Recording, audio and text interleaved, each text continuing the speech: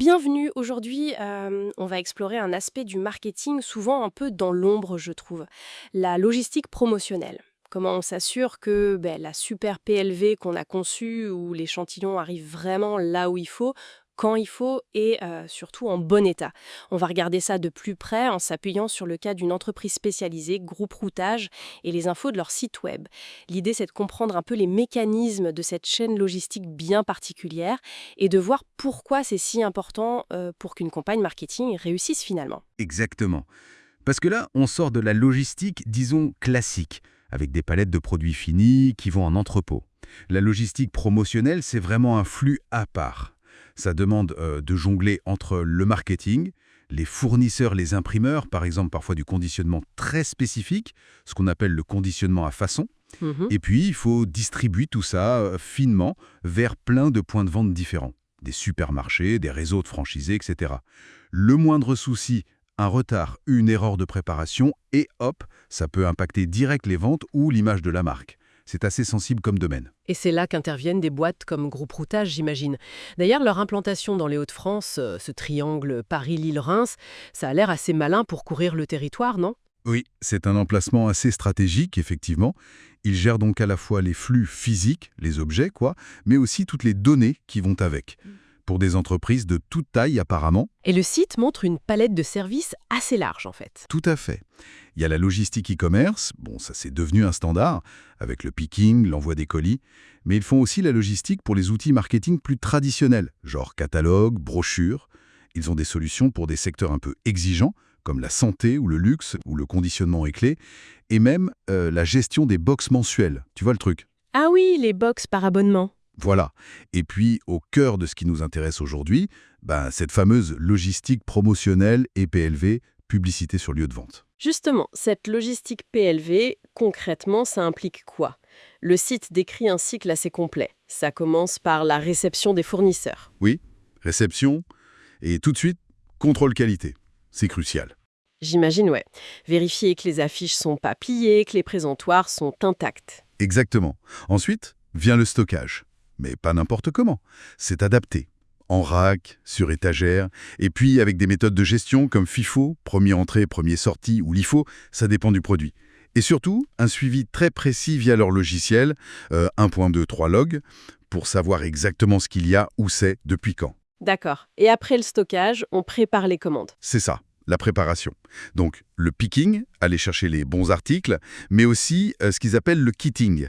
Attends, kitting, ça demande une petite explication. C'est quoi au juste? Le kitting, en gros, c'est que qu'on assemble plusieurs articles différents pour faire un kit, un colis unique prêt à être envoyé.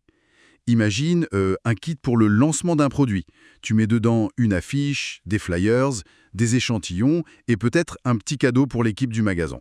Ah oui, d'accord. Et ça peut vouloir dire assemblage à la main, parfois même remplir les présentoirs avant de les envoyer, pour que ce soit vraiment clé en main en magasin. Ok, je vois. C'est clairement plus qu'envoyer un simple carton.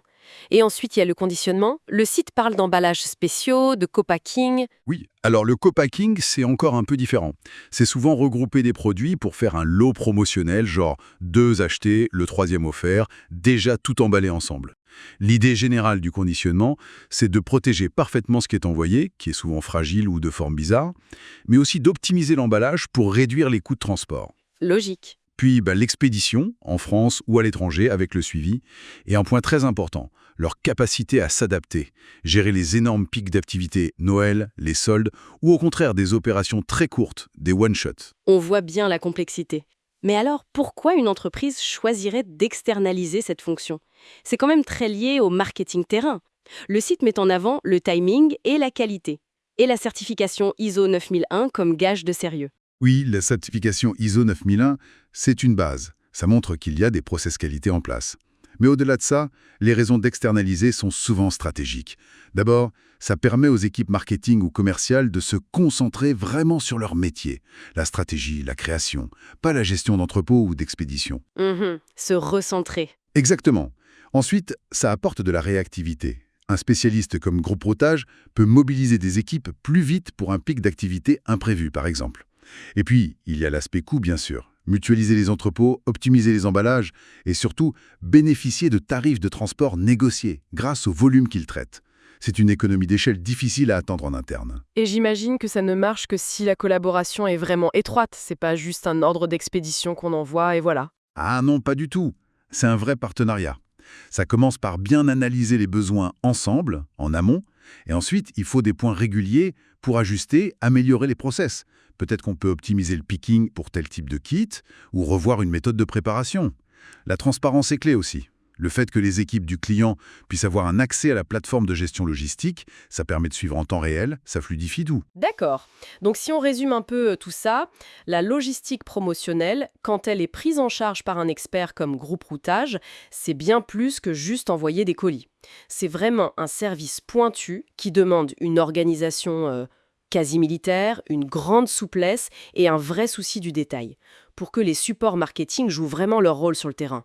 Et l'externalisation, finalement, c'est pas seulement pour réduire les coûts, c'est souvent un choix stratégique pour être plus efficace et avoir l'esprit plus tranquille. C'est tout à fait ça. Et ça m'inspire une dernière petite réflexion. Tiens.